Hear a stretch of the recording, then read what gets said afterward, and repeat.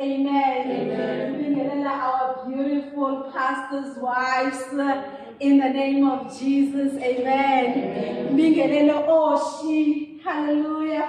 Bakhona Oshi kule ndawo. Oshi. Ofi. Ay.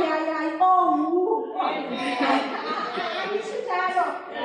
Oshi. Hallelujah. Let's call H-E. uNkulunkulu wabona ukuthi hayi mami, we need to add an S. Kumele decorate lento.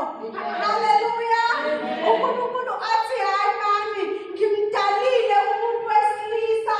Wathi mana hayi. Khona le oshodayo.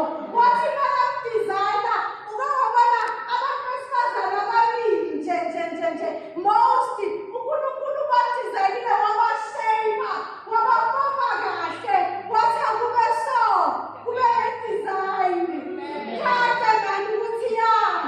Bonakala ukuthi this Oshi laba. Female laba. Women. I'm so honored ukuthi ngibe kule ndawo. I'm happy to be here. Amen. Hallelujah. Ngizothatha umnikelo. Hallelujah.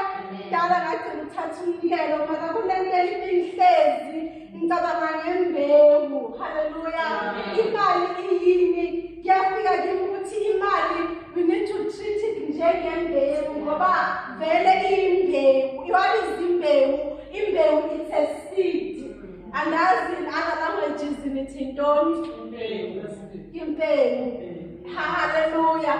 So it's a seed. Bemfakile ku status sami ukuthi ke na asidli uma sidli ithelo asizidli imbewu. When you eat a fruit, you don't eat the seeds. You don't eat what is inside. You leave the seeds so that you can go and plant. Uzokhona ukuthi kumile futhi and you will have a big tree. Asidli konke. What does this mean? Nalokho kusho ukuthi nathi when we receive our income, we don't eat everything. We need to plant. We need to plant. Hallelujah. Let's read 2 Corinthians chapter 9 verse number 6. Umbhalo ojwayeleke kakhulu. Mfundeni ningasabi ngoba seKorinte besibili chapter 9 verse number 6. Amen. Sikhuluma ngembewu. Imbewu yakho sithi imali ayisho. Imali yakho imbewu yakho. It's your investment, it's your seed, it's what you use to plant. Oyitholile afunde. But this I say, he who sows sparingly will also reap sparingly, and he who sows bountifully will also reap bountifully. Any version or any language, siyabonga. Kepha nakho ohlwanyela ingcosana uyakuvuna ingcosana, nohlwanyela kakhulu uyakuvuna kakhulu. Yilowo nalowo. Ngakho-ke ilowo nalowo makanikele njengalokhu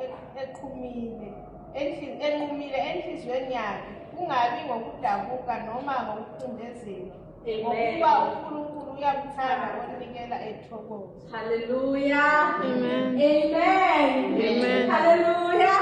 So siyabonga sifunde kubasa 2 Corinthians chapter 9 verse number 6. We welcome you young ladies in Jesus' name. Amen. So sikhuluma ngembewu. Sithi imali asitreat njengokuthi yini? Imbewu yakho utshala ngayo, usebenzisa yona, ufaka yona emhlabathini. And into uma unembewu, uma uphethe imbewu yakho, wayithatha, wayitshala emhlabathini. Ungeke uthi usayitshalile umfake ngaphansi komhlabathi, ulime uthi uzogubha umhlabathi, ubheke ukuthi kwenzakalani ngaphansi, ngale ngaphansi emhlabathini, uthi ambewu yami uyakhula na or what's going on? Amen. You don't do that. Hallelujah. Wathi watshala wena umsebenzi wakho ukuthi unisele, ukuthi ulikwenze unisele.